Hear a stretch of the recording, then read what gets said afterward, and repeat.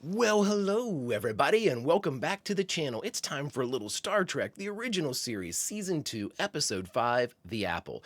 Now, of course, that makes me think of the Garden of Eden, so I'm either right on the money or completely wrong. There is no in-between here with Star Trek, the original series, so the only way to figure out exactly what this episode is about is, of course, to watch it. So before we do so, my friends, if you could do me a favor and hit that like button, smash that subscribe, ring that bell for notifications, I would be greatly appreciative. And of course, if you'd like anything that we do early or in its full-length format, the link to the Patreon's in the description. Not a fan of Patreon? Stick with us here on YouTube memberships.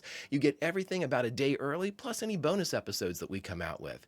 Of course, my friends, all that is then, and this is now. And now it's time for us to continue our journey on the original Enterprise by watching Star Trek, the original series, Season 2, Episode 5, The Apple. Prepare to engage maximum warp reaction. And my friends, away we go!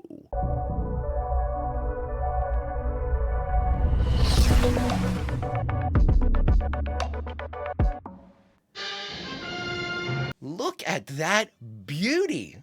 She's just strutting her stuff. God, I love that I dream about that ship. That's no shit.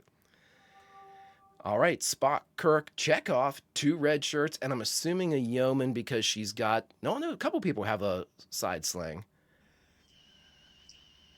Usually the yeomen have the recording devices, which I think is cool as shit. Oh, an additional beam down. Bones and 2 more red shirts. Oh, we got 4 red shirts and a yeoman on planet? I don't like this. Starfleet wants it investigated and the inhabitants contacted. We do what we're told. We do what we're told. Husbandry would be quite efficacious. You sure about that? Oh, quite sure. Readings indicate the entire planet is covered with growth like this. Curious, even at the poles, there's very little variation in temperature, which maintains a planet-wide average of 76 degrees. Perfect. It makes me homesick. Just like Russia. Really? More like the Garden of Eden, Ensign. Of course, Doctor. The Garden of Eden was just outside Moscow. A very nice place. I didn't realize Chekhov was a bit of a smartass. It's a flower periscope. Captain.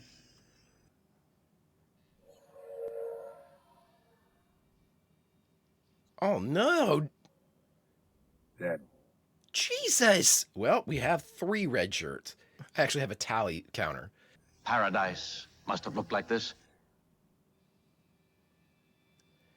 I'm already liking the camera work, different camera work here. I'm very interested to see who our director is, because that kind of mid-level, kind of like above belt shot looking up at Kirk, we haven't seen that a whole lot. And I'm wondering if we have somebody new here. I was told to watch the new beginning because I talked through it. For strange new worlds, to seek out new life and new civilizations. I wish I could play the music for you all over on YouTube, but they snap that shit down quick. And I have heard the singing before, and I think it's awesome. Friends, I cannot tell you how much I like this show. It's disturbing how much I have fallen absolutely in love with all of these characters. The Apple, written by Max Ehrlich. Joseph Pevney. While making a routine exploration of the unexplored Gamma Trianguli 6. Pevney always comes with the good shots. What is it? We're losing potency in our antimatter pods. I don't think it's serious, but we're looking into it. What's causing it? I'm not sure, sir. It's draining antimatter, or it's becoming weaker? If we're a little more careful, shouldn't run into any more trouble. Trouble is a dead person. Green leaves and grass. Hint, hint. We'll do the walking, Scotty. You do the fixing. If it gets any worse, let me know. We'll beam up. Kirk out. Chief engineer is a shitty job. You never leave the ship. Even though Scotty does quite a bit. Turn up anything on your tricorder. Indeed. Subsurface vibrations for miles in all directions. It's strange. This is some of Bill's beginning of first season Bill acting. We're heading for the village. Avoid contact with the humanoids. But I want you and Marple to make a full reconnaissance, so be careful. Mallory and Marple. There's a humanoid hiding directly behind us, moving with remarkable agility, bearing one. I've said it a million times. I'll say it a million more. Spock is the best officer in Starfleet. The best. I'll ask this question to all of my hardcore Trekkies out there. One wanting to retain his anonymity, I should say. I'll ask this question. Is Captain Kirk as big a legend without Spock? Worry about me. I've been wanting to get you in a place like this for a long time. Jesus, Chekhov. Landon, I know you find each other fascinating, but we're not here to conduct a field experiment in human biology. I was just about to take some readings. Nice job. We've been watched. We'll probably be watched. We're moving out. Formation L. A lot of really cool, like, detailed dialogue so far. I really like the exchanges, the banner, the dialogue's been great. What did we say? Max Ehrlich was the writer? Good stuff so far. And I've noticed that Bill Shatner seems to be very comfortable. We don't have any Shatnerisms so far. This is Bill at his best. Extremely low specific gravity. Some uraninite, hornblende, quartz. It's a dried up brain cell. Fragile. Good cleavage. It kind of looks like that shit, doesn't it?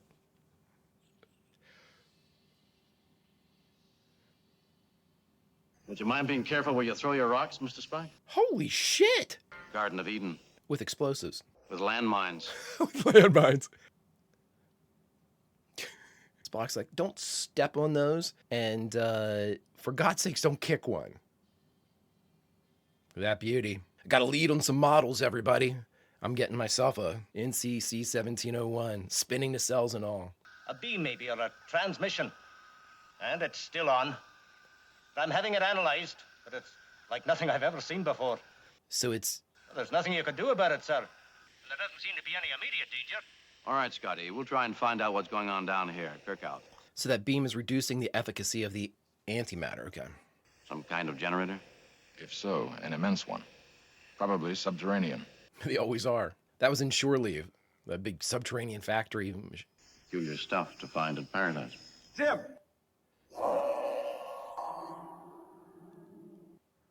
Spot!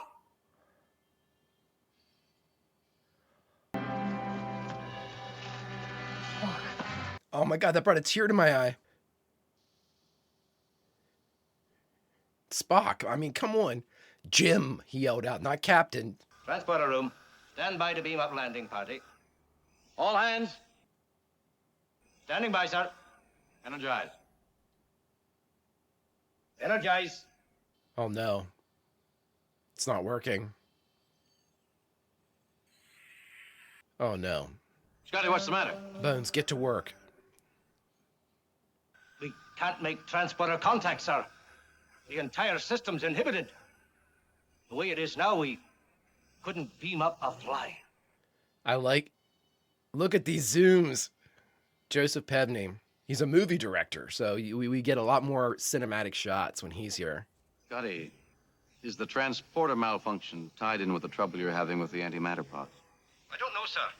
There's a lot of problems. Just what do you think you were trying to do? I surmised you were unaware of that plant, so I Stepped in front and took the thorns yourself. I assure you, Captain, I had no intention of doing that. Yes, you did. Own clumsiness, which prevented me from No, come on now. Trying to get yourself killed. You know how much Starfleet has invested in you? 122,200. Never mind. Spock just lied to him.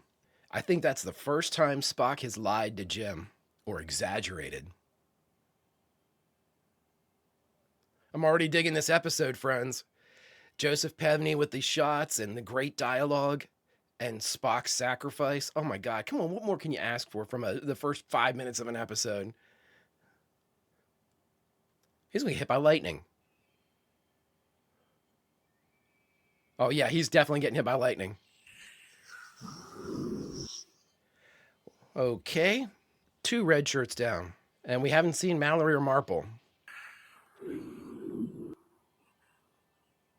It amazes me what they did back in the 60s. It amazes me what they did.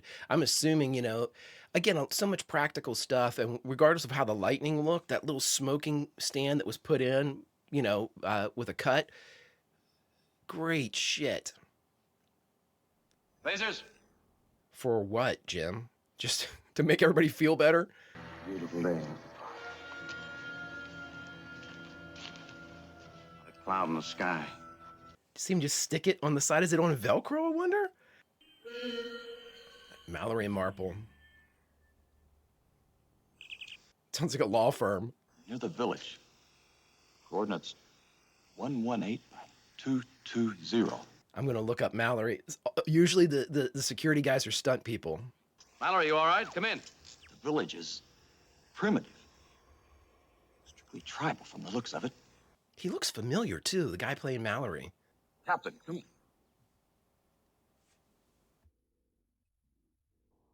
Mallory, you all right? I would have given anything to be a red shirt in the original series, especially one that dies.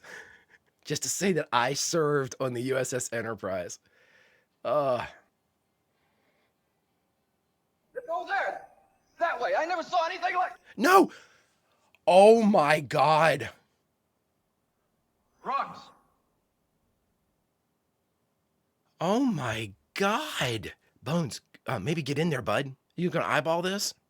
Now, Mallory, Show me you couldn't have stopped any of this. his father helped me get into the academy. Wow. Mallory's dad helped him get into the... I could have prevented all of it. I don't see how. Walk in paradise. Now, you said it at the top of the episode, Jim. You were ordered here. You are under orders to investigate this planet and this culture. I also have the option to disregard those orders if I consider them overly hazardous. You didn't know that, though, bud. You followed the correct and logical course, done everything a commander could do. Self-recriminations. Captain. Our friend is back.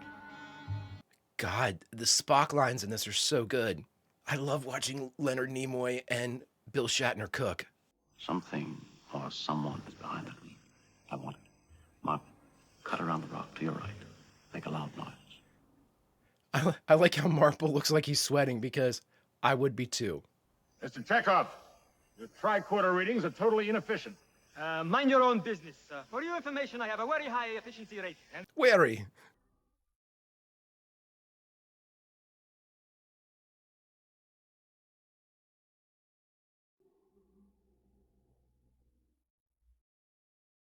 Cool makeup.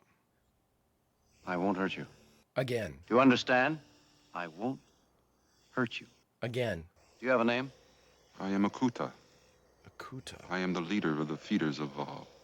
Feeders? Akuta. Akuta. Come in peace. Bill Shatner's really comfortable here. If you'll permit me, sir.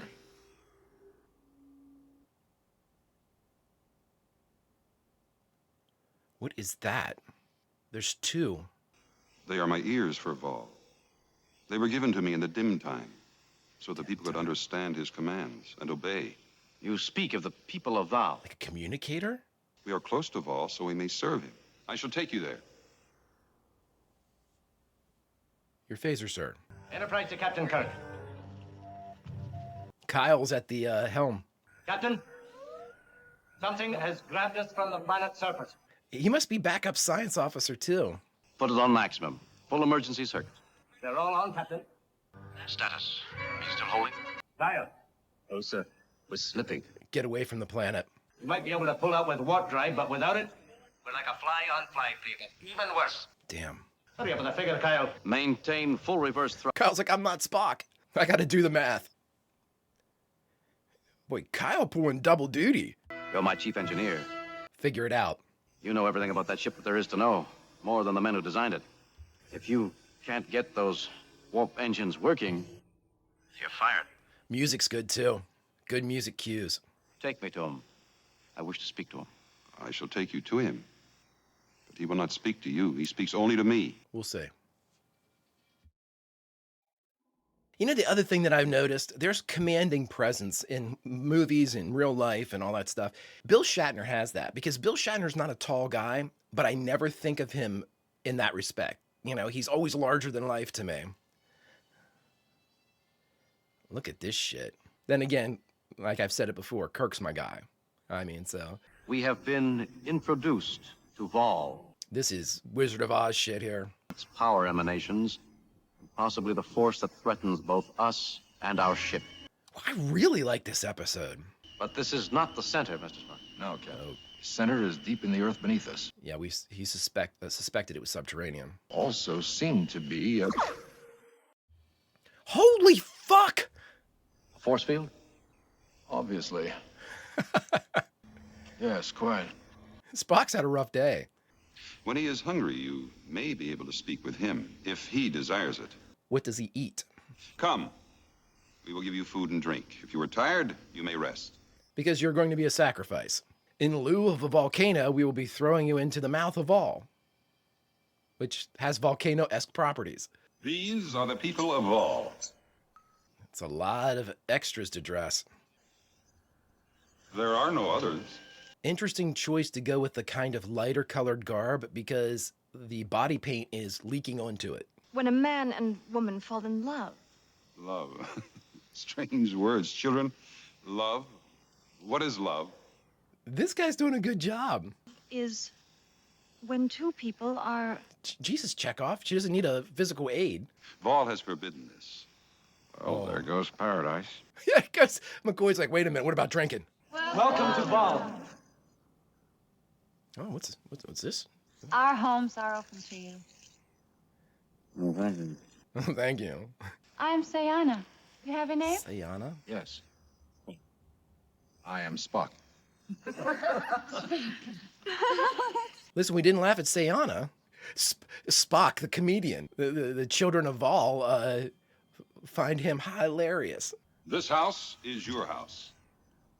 I will send you more food and drink. Jeez. You are welcome in the place of Vol. So what are they doing, that? It's like halfway down the forearm? Kirk to Enterprise, come in. Scott here. Status report, Scotty. No change, Captain. The orbit is decaying along. Look at the people working in the background. Sir, we're doing everything within engineering reason. Then use your imagination. Tie every ounce of power the ship has into the impulse engines. Sir, I'm going to switch over everything but the life support systems and boost the impulse power. But that's just about as dangerous. Doohan had a little catch there in that line. They kept it. I like that. Just run a thorough check on the natives. And there's a complete lack of harmful bacteria in their system. No decalcification, no degeneration of tissue. No aging. In simple terms, Jim. Yep. They're not growing old. And I can't begin to tell you how old they are. 20 years or 20,000 years. You've cracked the code. Add to that, simple diet. Perfectly controlled temperature. No natural enemies. Other than the plant life. Apparently no vices, no replacements needed. Bones like, wait, back up. No vices. What do you mean? Where's the whiskey? Okay, so this is Vol's supper time. One of these people are walking in to get eaten. We know that, right? This is the smorgasbord of Vol.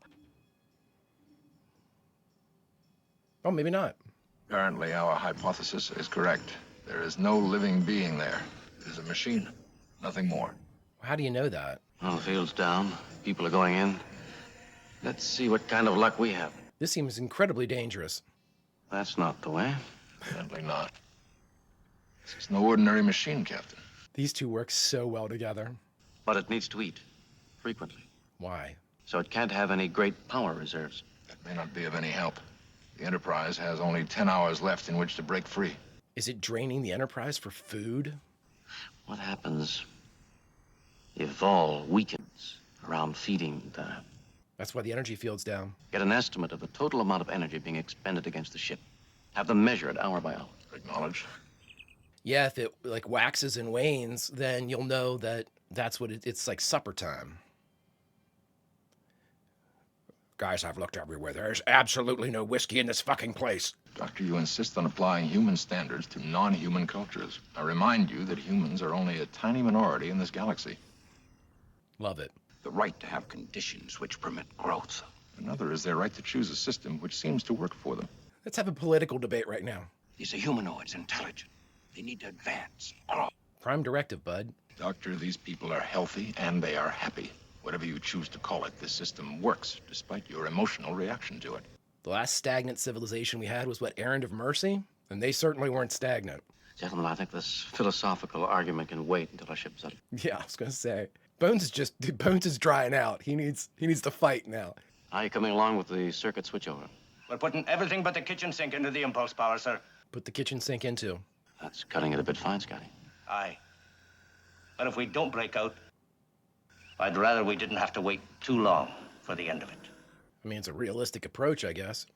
Captain, we're trapped. Sit down and have something to eat. The Enterprise is up That there. hasn't happened yet. Take this plate of weirdly colored food. What would happen if someone on this planet died? But they can. We've had 3 die. I suppose if someone were to fall off a cliff or something, that might upset the balance of the population. Replacements. The kids. What I mean is, they don't seem to have any natural... Sex is what we're talking about. Specifically procreation, but... Hey, you're the science officer. Why don't you explain it to the young lady?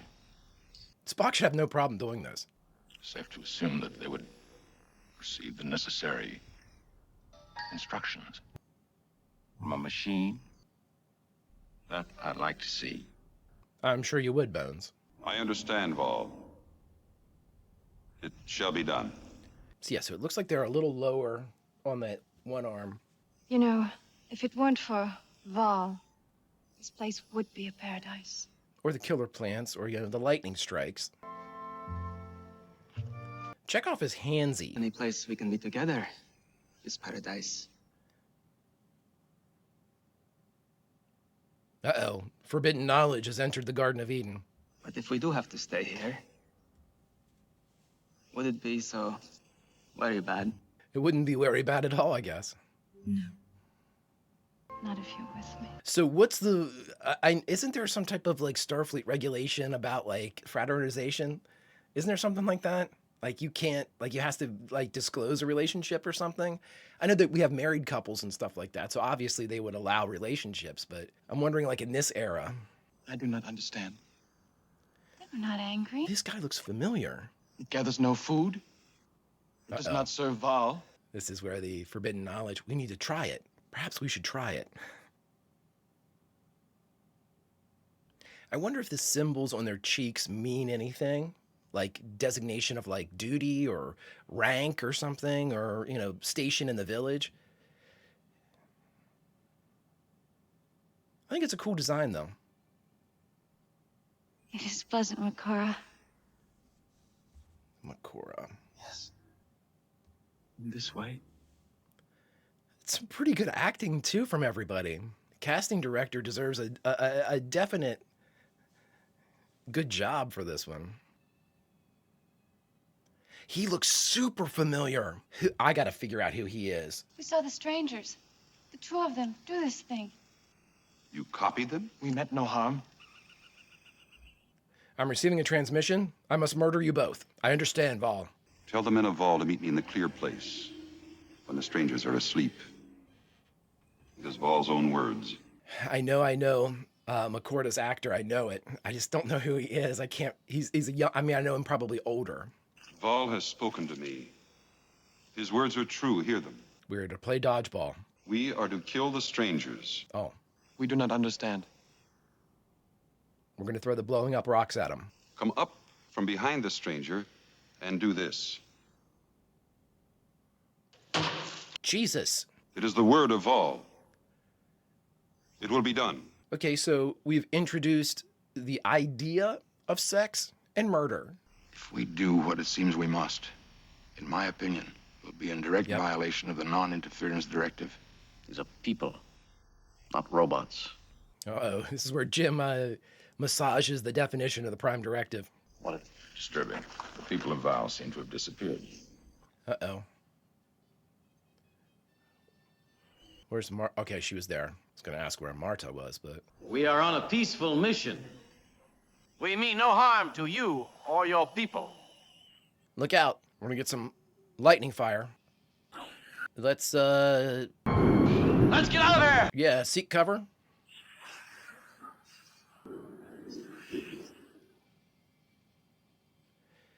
Spock is having a really bad day. Oh my God, great effect. Jesus. Second-degree burns. Not serious, but I bet they're smart.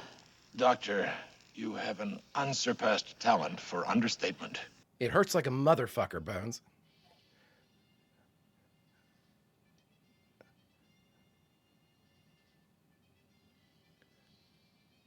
Oh, sweet. Oh my God, great fighting. Yeah, Jim. Yeah, they can swing something heavy, but Man, Marta kicked some ass there. Find out where the women are. Is Marple dead? The good doctor was concerned that the Valians achieved true human stature. I submit there's no cause for worry. They've taken the first step. Learn to kill. Wow. All right, Scott, what do you got? We're ready here, sir. All available power has been channeled into the impulse engines. We have 12 minutes before entering atmosphere. All right, Scotty, put her in full reverse. Sir! Captain, we're doing it. We're pulling away. Go, run. Captain, we pulled away a little. We gained maybe an hour. Almost every system in the ship doing it. There's nothing left to try again. I guess you'll have to fire me, sir. You're fired. It's up to you guys. Figure out and shut it down. 400 people. Jim. They'll die because I couldn't see a warning sign. Jim, don't second guess yourself here, bud. Always orders. Hey, Bones, some supportive shit here would help. Keep those people from feeding Vol. Don't let them feed Vol. Keep them in the hut. Mr. Spock! It's time for a little extortion. You want to eat? Turn the shit off on my ship. On my command, commence firing on those coordinates. Aye, sir. They won't penetrate that force field. It won't be up. They won't have to. Stand by. Low on energy. But its reserve capacity could hold out for days. If it had to reinforce its energy field to put off a phaser attack. Drain quicker. My plan exactly. Scotty. Light her up. Scotty, commence firing and maintain. Spock is like, I am hurting. What do you got, Vol? Tremendous upsurge in generated power, Captain. It's holding out longer than I thought it would. This is a great episode. A lot went into the effects, too. The budget on this one must have been a little higher than the others. Woo! Might want to turn off the lightning and put it into your force field, buddy. Scotty, cease fire. Okay, so the light went out and... Oh, no, it's back. I was going to say the light went out in the eyes, but it's flickering. Cool. Reduce the lighting on the principles is really cool. Joseph Pevney's so good, really. Vincent McKevity's my favorite, but Pevney's second. Vol is dead. Mr. Scott, status report.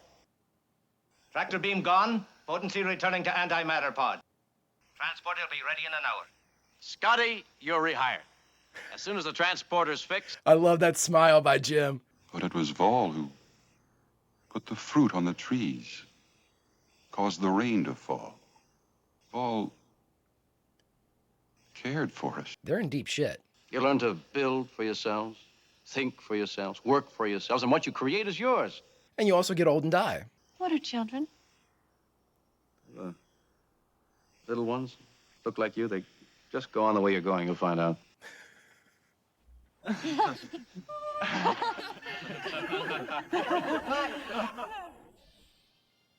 Was that our leave line? Nope. Cool. I don't agree with you at all, Mr. Spock. It's not unusual, Doctor. It's not unusual. Adam and Eve tasted the apple, and as a result, were driven out of paradise. Precisely, Captain. And in a manner of speaking, we have given the people of Val the apple. Doctor, do I understand him correctly? Are you casting me in the role of Satan? Not at all, Captain. Who even remotely looks like Satan? I am not aware of anyone who fits that description, Captain. Mr. Spock, I didn't think you would. Whatever. I don't like that leave line, but whatever. Great episode. Really, really enjoyed that one. All right, friends, we just got done watching Star Trek, the original series, Season 2, Episode 5, The Apple, and the only thing left to do is talk about it. All right, everyone, we just got done watching Star Trek, the original series, Season 2, Episode 5, The Apple. Boy, oh boy, I really enjoyed this one. You know, when Joseph Pevney comes in, he always brings that, you know, because he worked on film quite a bit. He comes, to my understanding, after all the Q&As, he always brings really innovative shots. He always brings like really you can see his fingerprints over everything. And even in the cold open, whenever we were just about ready to go into the title sequence, you could see just because he experiments with like level of shot. He really wants to get mood. He really wants to get like he shot like just above mid range for Kirk, and when we were on the bridge. Or I'm sorry, not on the bridge, but down on Planet right before we went into the cut. And it looks really cool. It's very distinct. It provides a measure of, believability and uniqueness to each of his kind of explorations into the original series. And I just really, really love what he brings. In addition, the writer Ehrlich, I believe is what his name was, he did a really good job with the dialogue, especially early on. The banter between Spock and Kirk was really, really well done. I love the way that he wrote Spock in this. Spock had a little bit of sarcasm and a little bit of smartass in that wasn't emotional. It was just kind of like a matter of a fact, diss. or like observation or whatever it happened to be. And I really enjoy that too, because I think that shows growth in the character of Spock, even though it's episodic and not serialized. For us, who are watching, we can't help but serialize these things. We know what adventures came first and what the crew has been through. So to see Spock act just even like not differently, but just kind of slightly augmented or slightly changed or, a little quirk or something is really, really cool. And I always, with the character of Spock, I always think to myself, it's not easy to act, but it's easy to write Spock as a Vulcan. Everything is logical. Everything is delivered kind of deadpan or in that pocket that we've talked about. And again, it's not easy for Nimoy to act it. Nimoy can get inside that pocket of kind of like verbal exchange where he doesn't get too elevated and he doesn't get too down. It's almost, he's kind of equalized inside that pocket of acting. But with the writing, to be able to kind of experiment above and below that type of pocket that he's in, that's where you give Nimoy the ability to really work, which he did in this episode. I think they picked on Spock quite a bit. You were able to have him get hit by lightning, hit by the killer plants, all of these things kind of like, piling on Spock, but we got these really awesome moments. And I think the moment that I want to talk about the most is I want to know what you all think, because this is what I think. When Spock saves Jim, yells out, "Jim," pushes him away, and takes the stuff right in the chest, those seed spore pods or whatever they are right in the chest, falls over, knowing full well and seeing earlier the red shirt die from the very same wound, Spock couldn't have deduced, immediately like, I'll survive this, he couldn't know that. Spock knows a lot, but, he was kind of examining those things and he couldn't know, oh, I can survive this. This is not, life-threatening to me. I'm going to just throw myself in the way and blah, blah, blah. And he told Jim, he was just like, oh, that wasn't what I meant to do. It was my clumsy nature that got me shot in the chest with that stuff. That was a lie, right? Call it whatever type of like fringe definition that you want for a falsehood, because I know that Spock, I exaggerate, I admitted, I just didn't disclose, which his different ways of kind of getting around the fact that he lied and Vulcans aren't supposed to lie. But that was a lie, because there's no way that him yelling out Jim and pushing him out of the way and saving Jim's life, absolutely 100% saving Jim's life. We know it kills humans. Spock couldn't have known that at that point with 100% certainty, and I don't think that he even knew with any certainty that he would survive that. I think it was pure instinct. I think it was his friend. I don't want to say it was the human side of Spock that said that. I'm sure that it was also the Vulcan side thinking, well, you know what, if anyone's going to be able to survive this, my physiology, would be able to potentially weather that. So it's logical for me to take the shot. Of course, there's a logic, and I don't like to split Spock up. I don't like to say, well, that's Spock's human half doing that, or that's Spock's Vulcan half doing that. Spock is Spock. He's half Vulcan and half human, but they're not, oil and water. It's not like this is all human. He's, hybrid. He's eats both sides eat equally into any decision that he makes. and or physical response or anything like that. So it was very interesting for me to have him kind of not, I don't know if it was a measure of almost like humility, where he was like, no, no, no, no, that was just me being, clumsy is why I got hit. I wouldn't have. And I don't think Jim believed it either.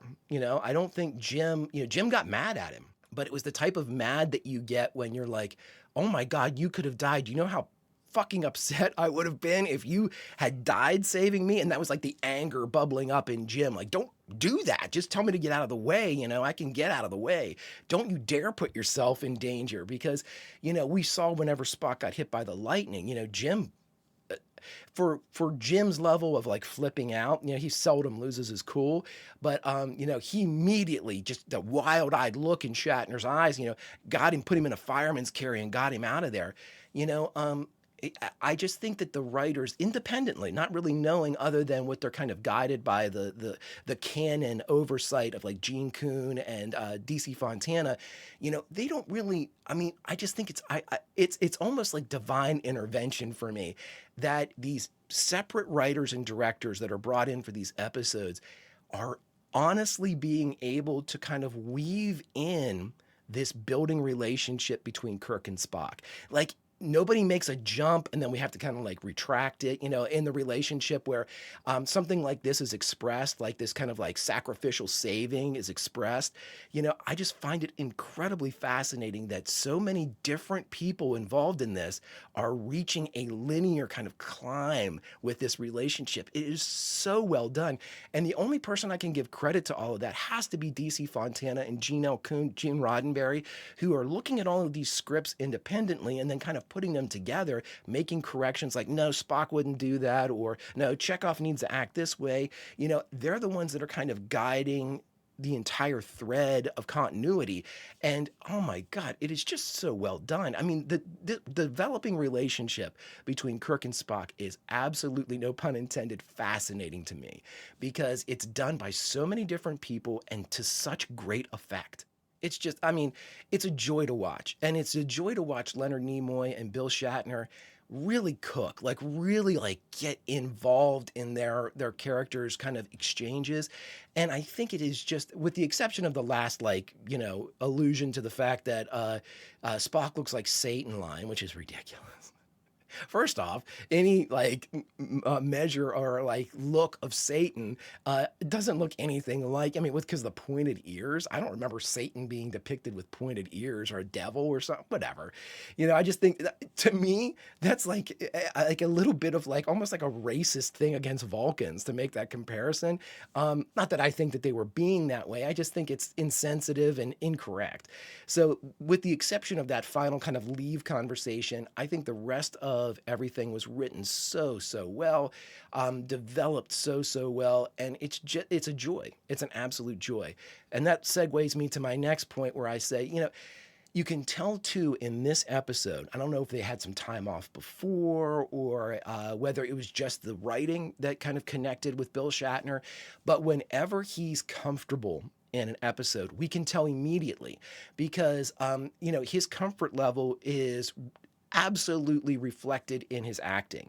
If he is kind of up against it, maybe with like memorizing, or there's script rewrites at the very right up to the date of production, or even day of production, we start to get the Shatnerisms that start to come out, and that's his kind of crutch to be able to, all the memorization that he has to do, getting into that metronome delivery system that he has is his way of basically helping himself memorize. At least that's my theory that he has. But when he's given the time to, like, I'm assuming, and this is all, assumption, of course, when he's given the time to really kind of absorb a script and look over it, really take his time with the memorization, we get acting performances like we saw in The Apple, where he is able to be very organic, with the smiles, and add his own little kind of spin on Kirk. And that's what we saw at the very top of season 1. Before they got into like the big crunches and stuff, his ease of acting and how organic it was and just effortless it seemed, really conveys not necessarily like there's, to me, and I know a lot of people disagree, Kirk doesn't have arrogance. He has bravado. And his bravado can get him in trouble. But at the same time, I never think that Kirk goes into a situation thinking to himself, I'm better than the problem. I'm better than the enemy across from me. I'm just superior in every way. You know, that's Khan. Khan came across like, you know, the extreme arrogance of Khan Noonien Singh. But with Kirk is bravado, and I think it is well warranted. He has had way more successes than he's had failures. And that, but to me, my long-winded way of saying, when Bill Shatner is comfortable, we get to see that positive bravado come out in Kirk. You know, where Kirk has a bit of a playful edge to him, even in the face of destruction. When he was talking to Marta the yeoman, you know, it hasn't happened yet. Just sit down and eat. It hasn't happened yet. He's worrying about it. We know he's worrying about it in his conversations to Scott, like, you're cutting it close. You need to do this, Scott. You're the engineer, you know, get my ship out of there. He's worried. But that worry for Jim stops with him. I'll do the worrying. You all do the staying alive bit, you know, and helping me kind of figure out the problem. I need you without the stresses. That's the captain's job. Heavy is the head that wears the crown. Or, you know, heavy are the sleeves that wear the ribbons. You know, he is the one that needs to kind of weather and shoulder all of that, so the rest of the crew can do what they need to do. He motivates through orders, sure, but at the same time, you know, it's Jim that is carrying the burden of command. It's just, you know, the Apple, this was a surprise to me, because when I looked at it, I'm like, I've never heard of the Apple, you know, and I've said it a couple of times, when I do Q&As, anytime we hit like what is considered to be either a great episode or a bad episode, when I am doing my research, they'll kind of make mention of it, like, oh, this is, you know, widely considered to be one of the top 10 episodes of Star Trek, or this is, you know, considered to be one of the worst episodes of Star Trek. You know, never once has the Apple kind of popped up on either list where they've said, you know, someone hates the Apple or someone loves the Apple.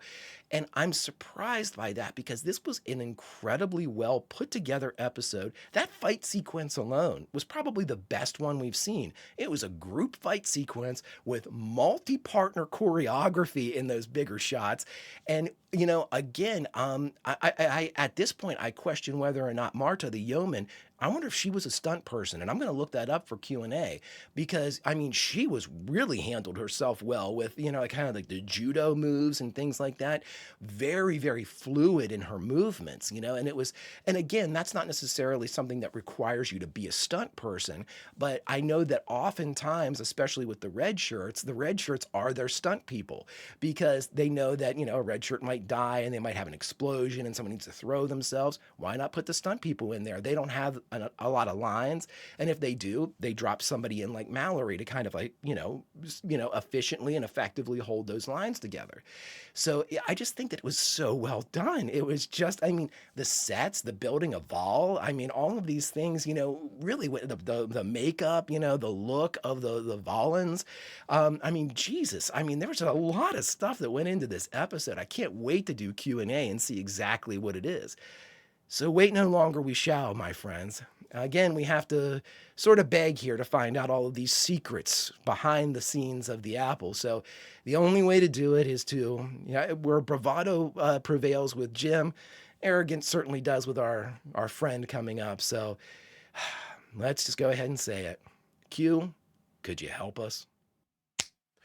Greetings, mon capitaines, and welcome to another installment of Q&A. Friends, this is where, after having watched and reacted to an original series episode, I'd like to dive a little bit deeper and find some of the trivia that went on behind the camera, something that if I had looked up before having watched and reacted would have ruined it for me. So what I like to do now, to keep myself on the straight and narrow and not off into the weeds where I can talk for 3 hours, I give myself 5 categories to address. The first category, writer and director. Who were they? Second category, guest stars. Did we have any? Third category, core cast. Was everyone present from the Big 8? 4, production notes, usually the spiciest of all of the categories, as this gives us the scenes behind the scenes, which we have often said are just as interesting as the story being told in front of the camera. And last but certainly not least, my friends, what was the memorable quote from this episode? Let's get started. All right, everybody, our first category, writer and director. Who were they? Well, our writer was Max Ehrlich, and our director was none other than Joseph Pevney. Now, to recap, again, this is in the order in which they were aired, not in the order in which they were shot or produced, but so far this season, of the 5 episodes that we've watched, we've had 3 of them from Mark Daniels and 2 of them from Joseph Pevney. It's almost like they were putting their trusted directors up front to make sure that season 2 got off to a good start. And a good start it did indeed get off to. Let's move on.